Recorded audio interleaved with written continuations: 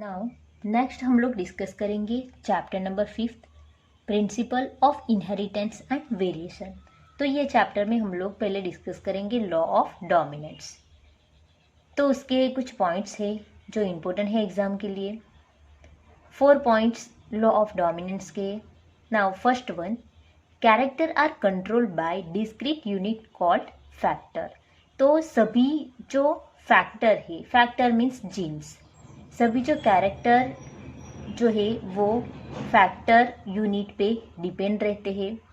Then factor occur in pair, factor जो है वो ऑलवेज पेयर में होंगे, मीन्स जीन्स जो होते हैं वो ऑलवेज पेयर में होते हैं। जैसे कि हम लोग बोलते हैं कि ह्यूमन बीइंग में 23 पेयर क्रोमोसोम होते हैं।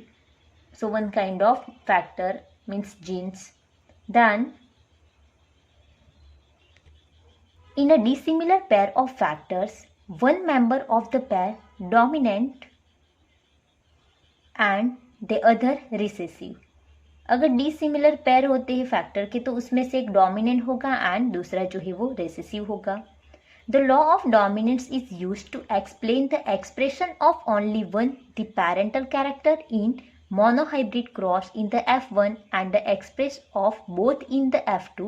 It also explains the proportion of 3:1 obtained at the F2। तो F1 जनरेशन जो है उसमें दोनों पेरेंट के कैरेक्टर जो है वो एक्सप्रेस होंगी, लेकिन F2 जनरेशन में दोनों पेरेंट में से कोई एक ही पेरेंट के कैरेक्टर्स जो है वो एक्सप्लेन हो सकते हैं। वो हम लोग लॉ ऑफ डोमिनेंट में क्लियरली देख सकते हैं।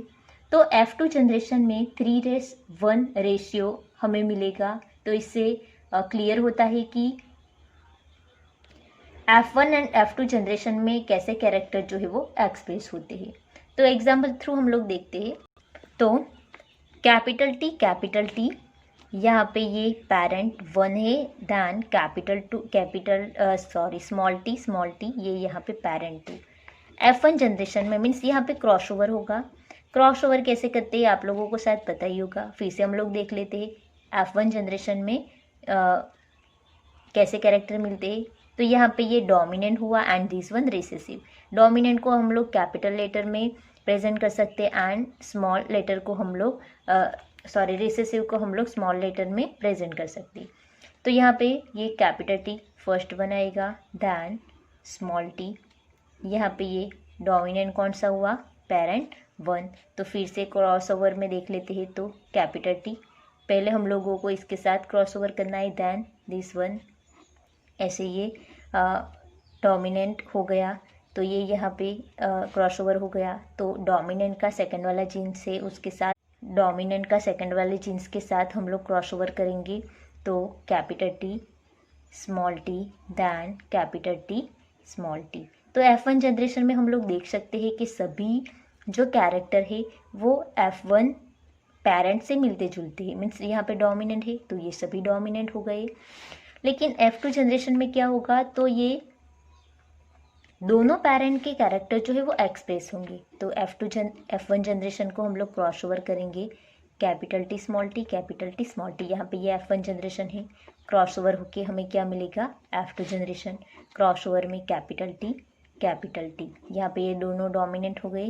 Then capital T small T, then capital T small T. Capital हम लोगों को फर्स्ट लिखना है, देन स्मॉल टी मीन्स यहाँ पे ये सेकंड नंबर का पेरेंट जो है वो उसका जो जीन्स है वो एक्सप्रेस हो गया, देन स्मॉल टी। तो यहाँ पे हम लोग देख सकते हैं कि यहाँ पे ये दोनों रेसेसिव है, ये दोनों डोमिनेंट है एंड यहाँ पे रेसेसिव एंड डोमिनेंट है।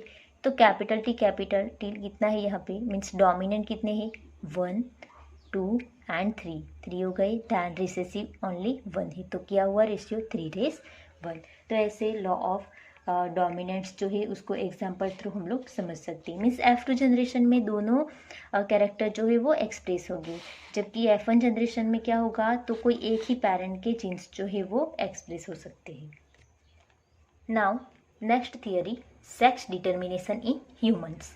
It has already been mentioned that the sex determination mechanism in case of human is X Y type. Human में कौन से टाइप का मैकेनिज्म है, तो एक्स वाई टाइप का। Out of 23 pair of chromosome parent 22 pair are exactly same in both male and female. Human में total कितने chromosome number है, तो 23 है, उसमें से 22 जो है वो मेल में एंड फीमेल में सेम होंगे। And this are the autosomes. A pair of X chromosome are present in the female, whereas the presence of an X and Y chromosome are determined of the male characteristic। Means human being में total कितने chromosome number है, तो 23 chromosome number है। इसमें से 22 जो है वो ऑटोसोम्स मीन्स सोमेटिक सेल में। 23 नंबर का जो है वो सेक्स क्रोमोसोम होगी, तो उसमें से 22 जो है वो मेल एंड फीमेल में सेम होंगी। लेकिन यहाँ पे 23 नंबर का जो क्रोमोसोम है वो मेल एंड फीमेल में डिफ़र होगा। जैसे कि अगर मेल हुआ तो उसमें 23 नंबर का जो क्रोमोसोमल पेयर है वो एक्स वाई टाइप्स की होंगी, एंड अगर फीमेल हुई तो उसमें 23 नंबर के क्रोमोसोम एक्स टाइप्स के होंगे। मीन्स 22 प्लस 20 एक्स वाई तो ये मेल हुआ, एंड 22 प्लस एक्स तो ये 23। तो ये जो है वो ऑटोसोम से सोमेटिक सेल, एंड ये जो है वो गैमेट सेल में होंगी। During spermatogenesis among male 2 types of gametes are produce. 50% of the total sperm produce carry the X chromosome and the rest 50% has Y chromosome besides the autosomes, and female however produce only 1 types of ovum with an X chromosome। तो spermatogenesis जब process होती है तब mail में 2 types के chromosome जो है वो प्रोड्यूस होते हैं, एक्स एंड वाई टाइप्स के क्रोमोसोम। तो एक्स 50% एक्स टाइप के होंगे एंड 50% वाई टाइप के होंगे। मीन्स यहाँ पे जो ये स्पर्म सेल है मेल के स्पर्म्स है उसमें से 50% एक्स होंगे, 50% वाई होंगे। लेकिन फीमेल का जो ओवा है उसमें सभी ओवा में एक्स टाइप्स के ही क्रोमोसोम होंगे। तो यहाँ पे स्पर्म जो है वो 50% एक्स टाइप के होंगे एंड 50% वाई टाइप के होंगे। तो इसमें से कोई भी स्पर्म जो है वो एग को फर्टाइल कर सकता है। अगर एक्स टाइप के स्पर्म ने एक्स टाइप के स्पर्म ने यहाँ पे फर्टाइल किया ओवा को, तो जाइगोट डेवलप इनटू फीमेल। जैसे मीन्स यहाँ पे जाइगोट बनेगा वो फीमेल, क्योंकि यहाँ पे एक्स है। अगर वाई टाइप के क्रोमोसोम ने ओवा को फर्टाइल किया तो जाइगोट डेवलपमेंट इनटू मेल। तो यहाँ पे दोनों टाइप्स की प्रोबेबिलिटी हो सकती है। It is also evident that in each pregnancy there is always 50% probability of either a male or a female child, and it is unfortunately that in our society women are blamed for giving birth to female children। तो यहाँ पे ऐसे sex determination in human हम लोग example through देख सकते हैं। Now next theory, sex determination in honey bee. ये थियरी भी मोस्ट इम्पोर्टेंट है एग्जाम के। The sex determination in honeybee is based on the number of set of chromosomes and individual recessive, and offspring formed from the union of an sperm and an egg develop as a female queen or worker, and the unfertilized egg develop as a male, जैसे कि drawn by means of parthenogenesis। अगर sperm and egg cell fuse होके zygote बनेगा and उसमें से जो offspring form होगी वो फीमेल होगी, उसको क्वीन और वो क्वीन या फिर वर्कर के फॉर्म में प्रोड्यूस हो सकती है। एंड विदाउट फर्टिलाइजेशन एग में से डायरेक्ट ही जो ऑफस्प्रिंग प्रोड्यूस होगी वो मेल होगी। So this process is known as parthenogenesis. Means अगर egg cell and sperm cell fuse होके जो बनेगा तो उस जाइगोट में से जो फॉर्म होगा वो ऑफस्प्रिंग फीमेल ही होंगी। मीन्स वो क्वीन कहलाएगी या फिर वर्कर कहलाएगी। लेकिन विदाउट फर्टिलाइजेशन एग में से डायरेक्ट ही मेल बन जाता है तो वो ड्रॉन होगा। This means that the male have half the number of chromosome than that of a female. तो यहाँ पे फीमेल जो है वो 32 क्रोमोसोम उसके पास होंगे, क्योंकि फीमेल जो है वो sperm cell and egg cell fuse होकर बनी हुई है। एंड यहाँ पे मेल जो होगा उसमें हाफ नंबर ही क्रोमोसोम होगा, क्योंकि यहाँ पे कोई भी जाइगोट जैसी प्रोसेस होगी ही नहीं। मीन्स मेल में क्रोमोसोम जो है वो हैप्लॉइड होगा, having 16 chromosomes, and this is called as a haplodiplontic sex determination system and has special characteristic features such as the male produce sperm by mitotic.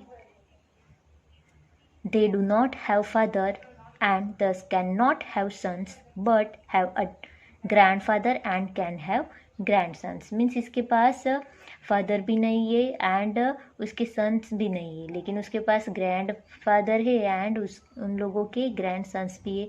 कैसे? तो हम लोग यहाँ पे देख सकते हैं कि फीमेल जो है ये एग प्रोड्यूस कर सकती है, तो उसके एग प्रोड्यूस करती है तब मियोसिस प्रोसेस होगी, इसलिए उसके जो क्रोमोसोम नंबर है 32 वो हाफ हो जाएंगे। अगर ये क्रोमोसोम को ये स्पर्म सेल ने एग को फर्टाइल किया तो वो फिर से फीमेल बन सकती है। हम लोग डायग्राम में देख सकते हैं फिर से फीमेल बन सकती है 32, लेकिन ये एग सेल को किसी भी ये स्पर्म ने किसी भी ये एग को किसी भी स्पर्म ने फर्टाइल नहीं किया तो वो मेल ही रह जाएगा। इसलिए इसमें क्रोमोसोम कितने होंगे? तो 16 ही होंगी, क्योंकि उसमें माइटोटिक प्रोसेस होगी, इसलिए उसके कोई फादर नहीं है, क्योंकि मदर के एग में से डायरेक्ट ही बने हैं ये, इसलिए उन लोगों के फादर नहीं है। एंड उसके स्पर्म जो है वो एग को फर्टाइल करेगा तो फीमेल बनेगी, इसलिए उन लोगों के सन भी नहीं है, डॉटर है लेकिन सन नहीं है। लेकिन उन लोगों के ग्रैंडफादर कैसे हुए? तो फीमेल को फर्टाइल करने वाला स्पर्म कहाँ से आया? तो उसके आगे वाले उसके एग, ये फीमेल जहाँ से बनी वो स्पर्म हुआ, तो ये उसके ग्रैंड फादर बन गए एंड ये मेल जो है वो फीमेल को फर्टाइल करने वाले स्पर्म के ग्रैंड सन्स हो गए। तो ये sex determination in honey bee जो है वो अगर एग्जाम में क्वेश्चन आया तो इसकी थियरी विथ फिगर ये चार्ट के साथ ड्रॉ करनी होगी, तभी जाके आप लोगों को मार्क्स मिल सकते हैं। नाउ नेक्स्ट थियरी हम लोग डिस्कस करेंगे क्रोमोसोमल डिसऑर्डर।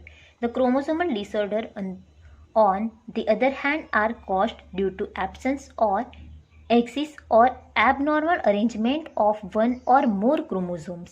ये क्रोमोसोमल डिसऑर्डर कब होगा? तो जब क्रोमोसोम का अरेंजमेंट होता है तो एक से ज़्यादा क्रोमोसोम वो डिसऑर्डर में आ जाएंगे, तभी जाके ये डिसीज कॉज होती है। Failure of segregation of chromatide during cell division cycle result in the gain or loss of a chromosomes called aneuploidy. जब सेल डिवीज़न प्रोसेस होती है तब कुछ क्रोमोसोमल पैर जो होती है उसमें कोई एक ज़्यादा आ जाता है या फिर कोई एक लॉस हो जाता है, तब जो डिसऑर्डर बनता है so that is called aneuploidy. For example Down syndrome result in the gain of extra copy of chromosome 21 and ऐसे ही similar Turner syndrome result due to loss of an X chromosome in human females. Means इसमें क्या होगा? तो एक add हो जाएगा या फिर एक कम हो जाता है, जैसे कि 20 अगर हम लोग देखेंगे तो यहाँ पे क्रोमोसोमल कैरियोटाइप्स है। Karyotypes means arrangement. The total number of chromosomes in a normal human cell is 46, means 23 pair. Out of these 22 pair are autosomes and 1 pair of chromosomes are sex chromosomes. Total कितने हैं? तो 23 pair है, उसमें से 22 pair जो है वो autosomes है एंड 23 नंबर की जो पेयर है वो सेक्स क्रोमोसोम होंगे। तो कई बार ऐसा होता है कि ये क्रोमोसोम की पेयर है उसमें कोई एक क्रोमोसोम पेयर ऐड हो जाती है या फिर उसमें से लॉस हो जाती है, and this situation are known as trisomy और monosomy of chromosome respectively. Such a situation lead to very serious consequence in the individual Down syndrome, Turner syndrome, Klinefelter syndrome are common example of chromosomal disorder. Means ये जो 23 पैर जो है उसमें कई बार ऐसा होता है कि कोई एक क्रोमोसोम नंबर ऐड हो जाता है या फिर उसमें से लॉस हो जाता है, तब ये डिफरेंट काइंड का सिंड्रोम जो है वो अराइज होता है. जैसे कि उसका एग्जाम्पल हम लोग देखेंगे down syndrome, Turner syndrome, Klinefelter syndrome etcetera. तो यहाँ पे हम लोग देख सकते हैं कि ये ह्यूमन कैरियोटाइप्स जो है, यहाँ पे क्रोमोसोम की पैर रखी हुई है. सपोज यहाँ पे 1 2 3 4 ऐसे 23 नंबर है. कई बार ऐसा होता है कि उसमें से कोई एक क्रोमोसोम है, मान लो 21 क्रोमोसोम जो है 21 नंबर की क्रोमोसोमल पैर है, उसमें कई बार एक क्रोमोसोम ऐड भी हो जाता है. तो टोटल कितने होंगे, 22 जो है वो सोमेटिक मीन्स ऑटोसोम से एंड 23 नंबर की जो है वो 1 है.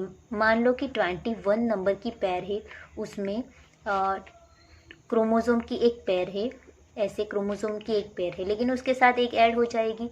तो ये कितने हुई, 22 पैर मीन्स 44 प्लस 1 पैर मीन्स 2, कितने हुए तो 46. लेकिन यहाँ पे 21 नंबर पे एक ऐड हो गई, तो यहाँ पे कितने होंगे 47.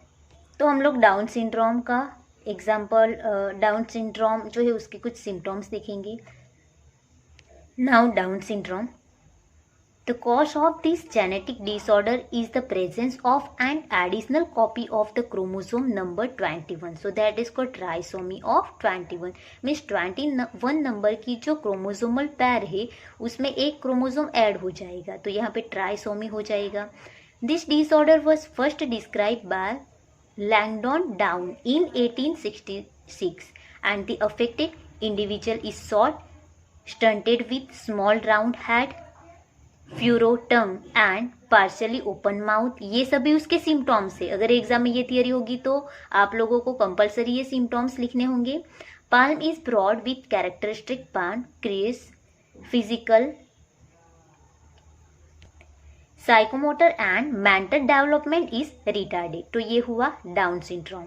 Now next one, this genetic disorder is also caused due to the presence of an additional copy of X chromosome resulting into a karyotypes of 47 like XXY. Such an individual has overall masculine development. However, the feminine development of breast, जैसे कि gynaecomastia is also express. Such individual are sterile. तो ये Klinefelter के symptoms है. Than Turner syndrome, such a disorder is caused due to the absence of one of the X chromosome like 45 with X0. Such females are sterile as the ovaries are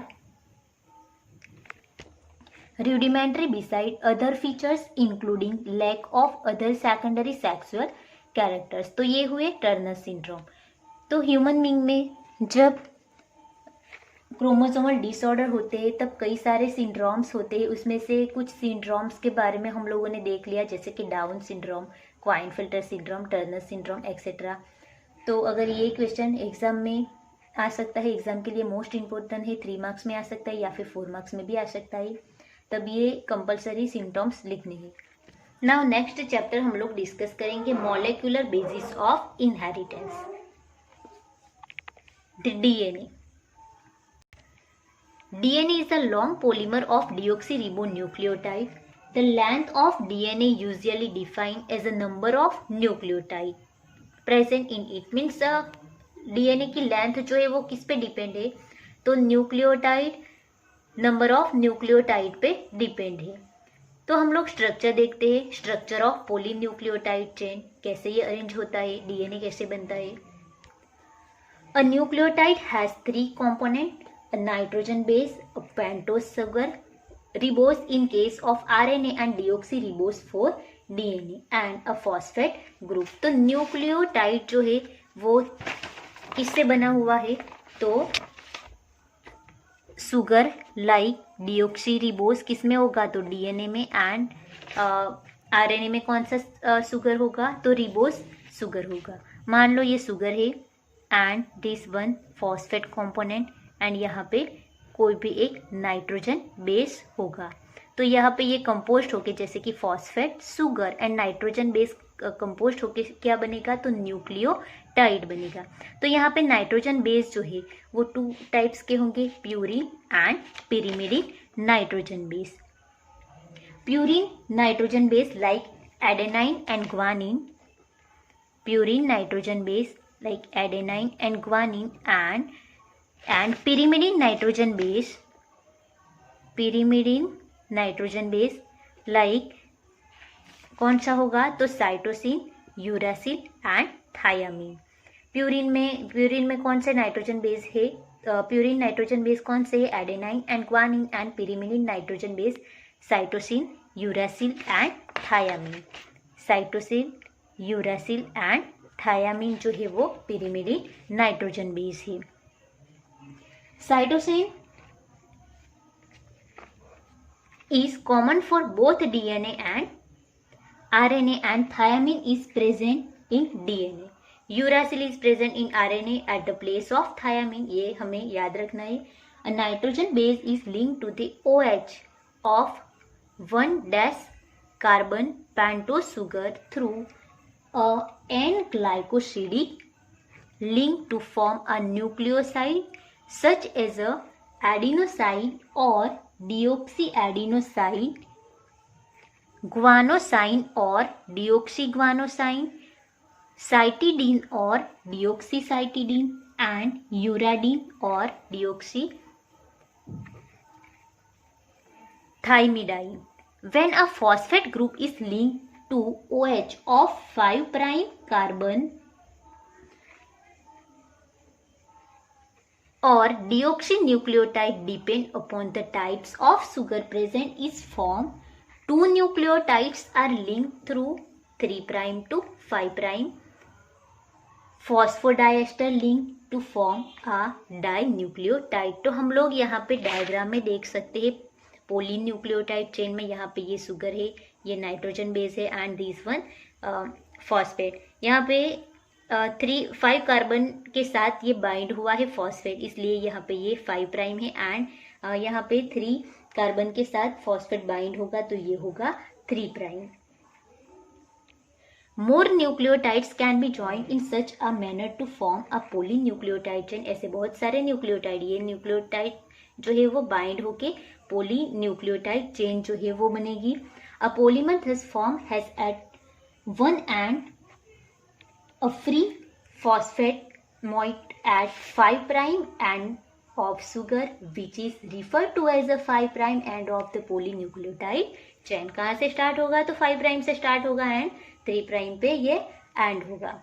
तो ऐसे polynucleotide chain जो है वो बन सकती है, बहुत सारे न्यूक्लियोटाइड जो है वो बाइंड होके एक सिंगल चेन बनेगी, सो that is called polynucleotide chain. तो अब हम लोग डीएनए के बारे में देखेंगे। तो अब हम लोग डीएनए के बारे में डिटेल्स में देखेंगे। DNA is an acetic substance present in nucleus was first identified bye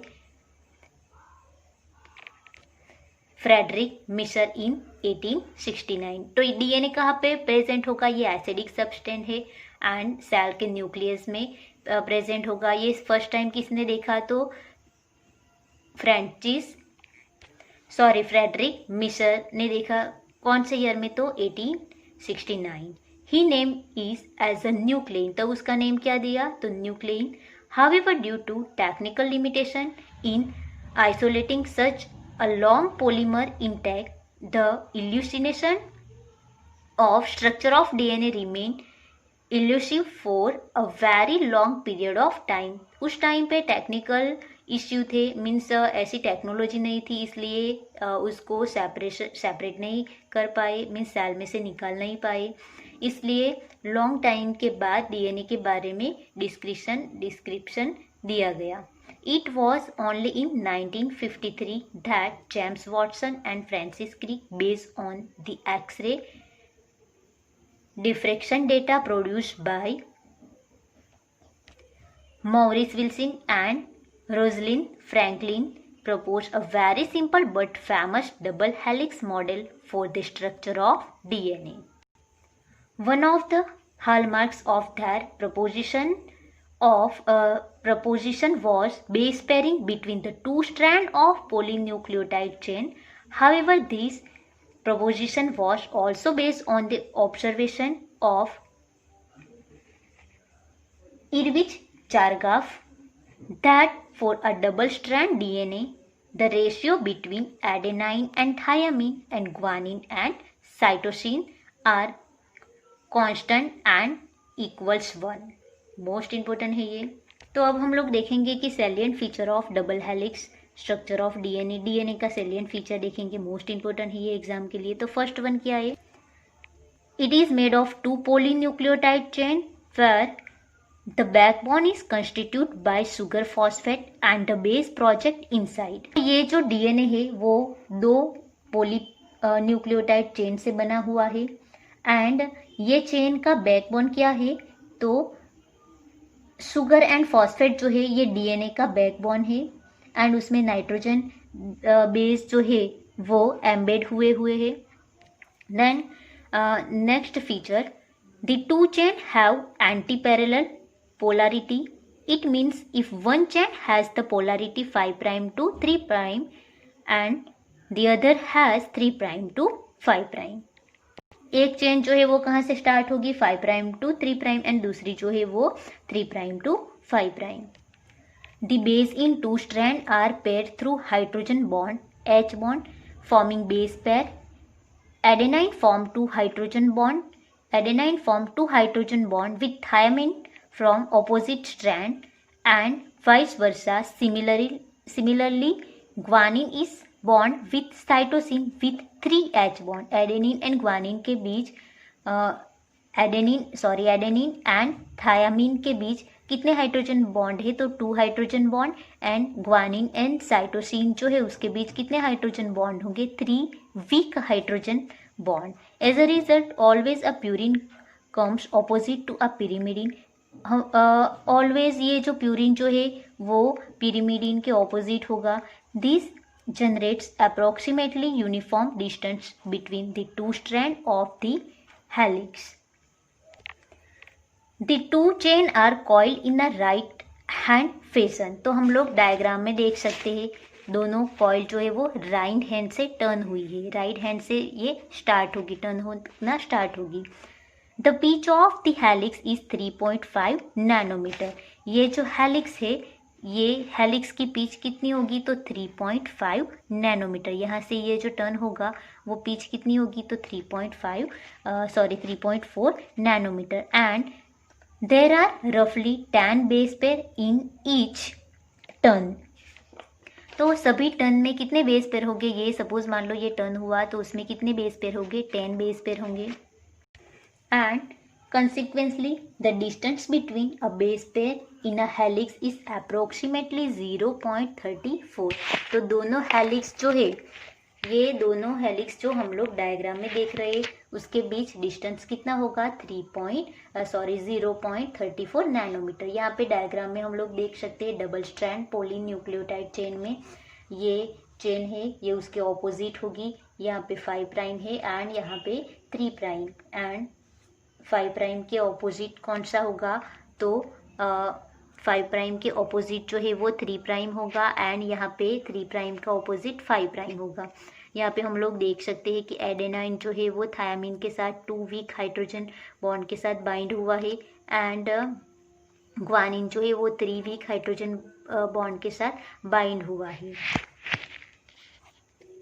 and last salient feature, the plane of one base pair stalks over the other in double helix. This in addition to H bond confirm stability of the helical structure. तो यहाँ पे ये जब दोनों chain turn होती है तो उसके साथ ये जो बॉन्ड है वो भी टर्न होगा क्योंकि उसके पास ऐसी स्टेबिलिटी है.